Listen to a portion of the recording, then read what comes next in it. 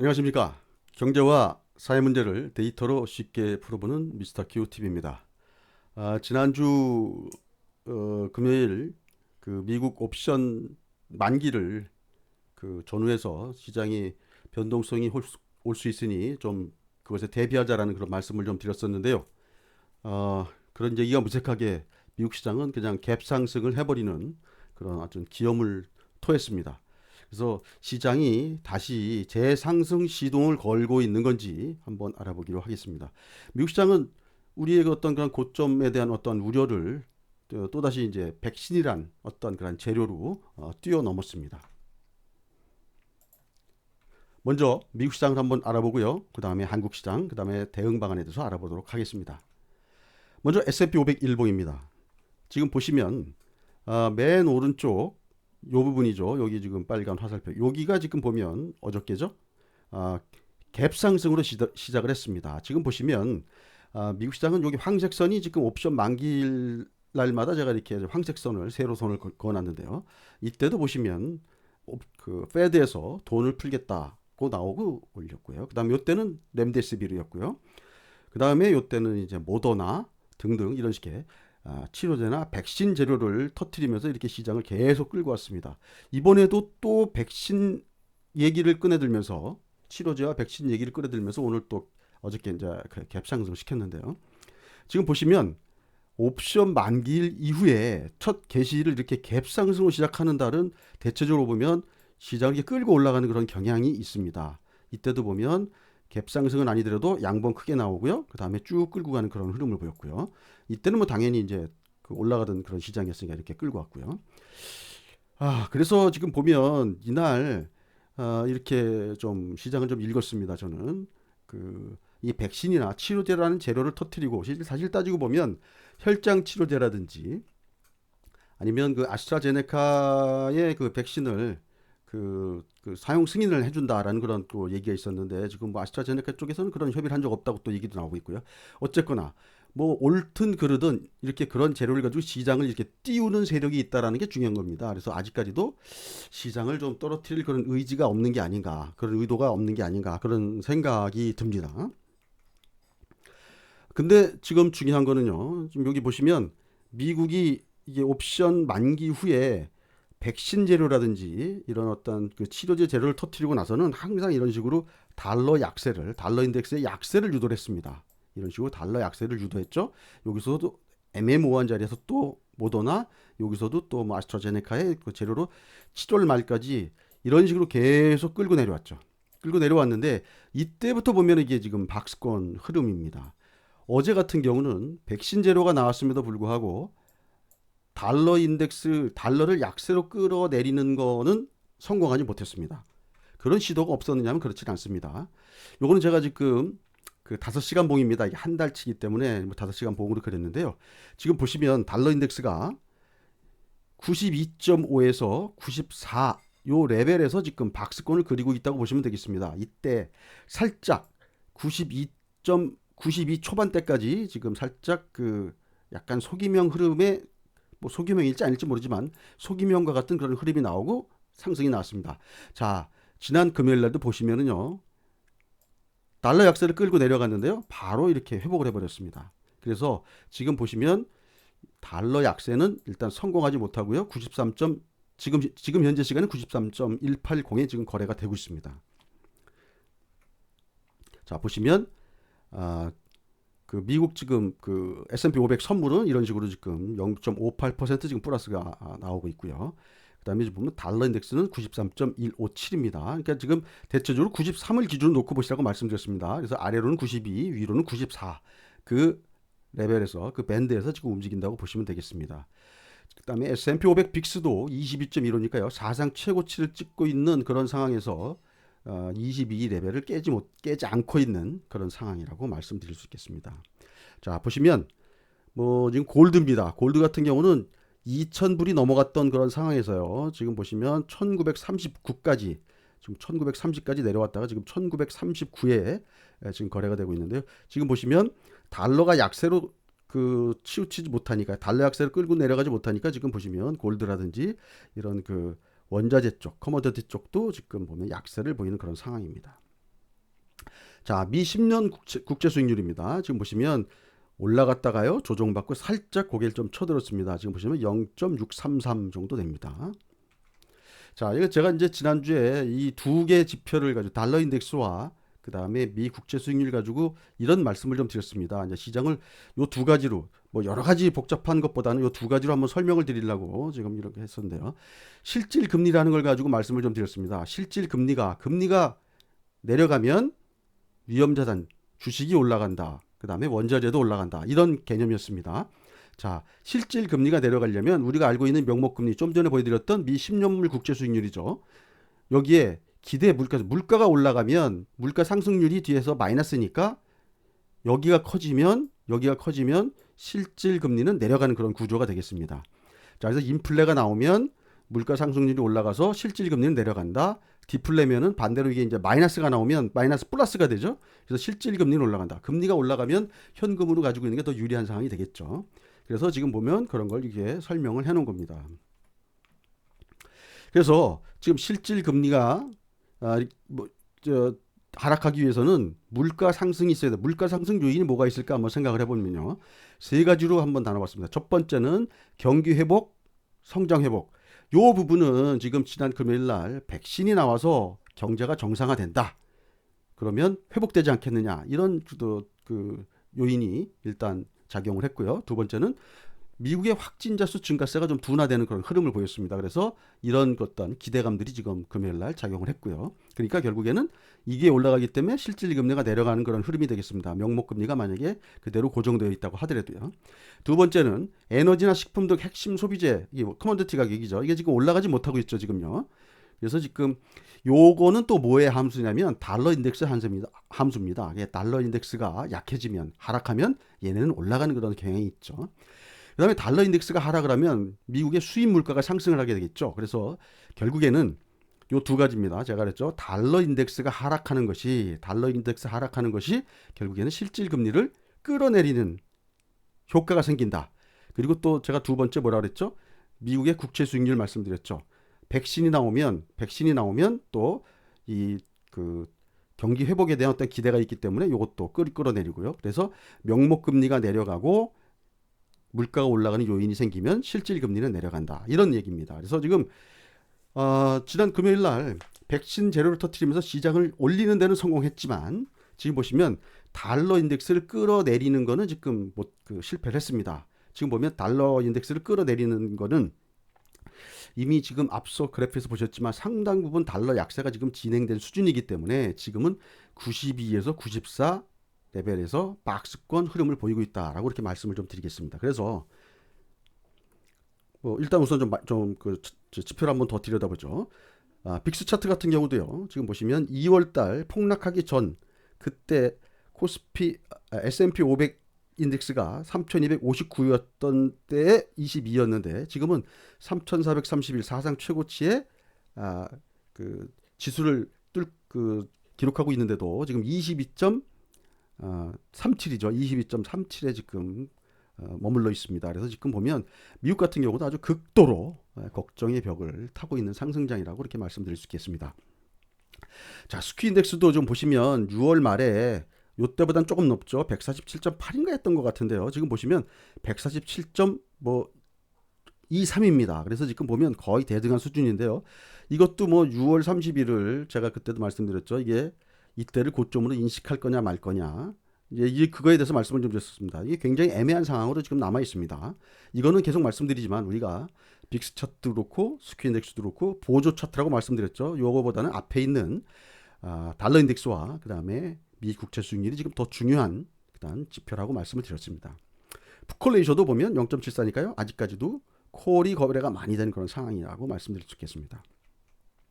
자, 전일 미국 시장의 메시지는 이런 겁니다. 옵션 만기 후에 일단 갭 상승을 했다. 그러니까 이번 물은 일단 상승으로 끌고 가겠다라는 어떤 메시지를 시장에 던져준 겁니다. 두 번째, 갭 상승의 재료는 예전과 똑같이 백신이었다. 요거는 두 가지는 이제 그런 내용이고요. 다음에 이제 앞선 그 옵션 만기 후에 갭 상승할 때랑 좀 다른 거는 뭐냐면 그때와는 달리 달러 약세는 성공하지 못했다. 달러 약세는 지금 박스권이다. 그러다 보니까 지금 뭐냐면 달러 약세가 진행되면서 시장을 끌고 갈 때는 시장을 거의 뭐 그 무차별적으로 상승하는 상승 시도를 하는 그런 상황으로 끌고 갔다고 하면 이제는 좀 달러 약세가 박스권에 머문다고 하면 선별적으로 상승 시도하는 어떤 그런 흐름이 나오고 그다음에 또 군데군데 필요한 상황에서는 달러가 박스권 상단에 가서 붙게 되면은 일정 부분 조정이 나올 수 있는 그런 상황도 되겠고요. 만약에 94레벨을 뚫고 만약에 달러가 강세를 보이는 그런 흐름이 나온다 그러면 시장이 조정이 나오는 그런 상황도 예상해 볼 수 있겠습니다. 자, 그다음에 현재 우리나라 그 파생 쪽의 포지션입니다. 외국인이 그 어저께까지만 해도 그뭐 지난주까지만 해도 그 이 하방 쪽을 굉장히 강화시키는 그런 흐름이었는데요. 오늘 장 끝나고 나서 보니까 이건 뭐 증권사 추정치기 때문에 정확하지 않을 수 있습니다. 비교적 이거는 좀 그 대신 증권 데이터가 제가 경험적으로 비교적 정확한 거기 때문에 그쪽 가서 좀 그 캡처를 좀 해갖고 왔습니다. 자, 보시면 외국인들이 대체로 보시면 290에서 325 정도 수준에서 이익이나 이게 구간이고요. 그 다음에 이게 보시면 요 밑으로 260 밑으로 더 많이 떨어지면 지금 계속 이렇게 이익이 증가하는 그런 추세를 보입니다. 그러니까 이 밑에까지 내려간다면 상당히 많이 떨어져야 도달할 수 있는 곳이기 때문에 일단 여기까지는 일단 뭐 염두에 두지 않겠습니다. 우선은. 자, 그 다음에 이게 개인입니다. 개인은 지금 보시면 295에서 325 요 구간에서 지금 그 손실이 나는 그런 흐름입니다. 지금 보시면 외국인하고 지금 맞잡고 있다고 보시면 되겠죠. 요 구간에서는요. 요 구간에서는 그렇고요. 그 다음에 금융투자가 지난달에 상승 쪽에 그 이런 식으로 그 수익 구조가 돼 있어가지고 크게 터졌는데요. 이번에는 반대로 잡고 있죠. 올라가면 이익이 증가하는 이런 구조를 가지고 있습니다. 지금 그래서 얘들도 보면 325 위로 올라가면 이익이 급격하게 지금 커지는 그러한 지금 그 포지션을 지금 구축하고 있습니다. 지금 그래서 개인이 손실 보는 구간이라고 보면 대충 295에서 325인데요. 만약에 지금 보시면 여기 지금 제가 여기 끊어놓긴 했는데요. 끔찍해서 260 밑으로 내려가면 개인은 이런 식으로 내려갑니다. 그래서 만약에 진짜 이런 어떤 뭐 진짜 블랙스완과 같은 어떤 그런 일이 발생되면 개인이 많이 터지는 상황이고요. 그다음 얘는 지금 반대로 이렇게 올라갑니다. 그래서 얘는 이익 나고요. 외국인과 금융투자가 이익이 나고 개인은 손실 나는 그런 상황이 되겠습니다. 이런 상황까지는 지금 염두에 두지 않겠습니다. 자, 국내 파생 포지션 외국인은 풋옵션이 상당히 많이 턴다운 됐다. 지난주에 굉장히 그 하락 쪽으로 많이 치우친 그런 포지션이었는데요. 그렇고요. 요거 지금 말씀드린 거는 옵션 온리 옵션입니다. 그 선물하고 합성한 게 아니고요. 개인은 295에서 325 정도에서 손실 구간입니다. 그래서 지금 보시면 보통 개인들이 손실 보는 구간에서 많이 노는 경향이 있습니다. 그다음에 금융투자는 상승이 유리한 그런 상황으로 지금 그 포지션이 구축돼 있고요. 자, 오늘 업종별 매매 동향입니다. 지금 보시면 거래소는 외국인이 1,500억, 코스닥 320억 매수했고요. 선물 좀 팔았고요. 오늘 보면 콜 옵션을 조금 많이 샀죠. 74억 샀으니까요.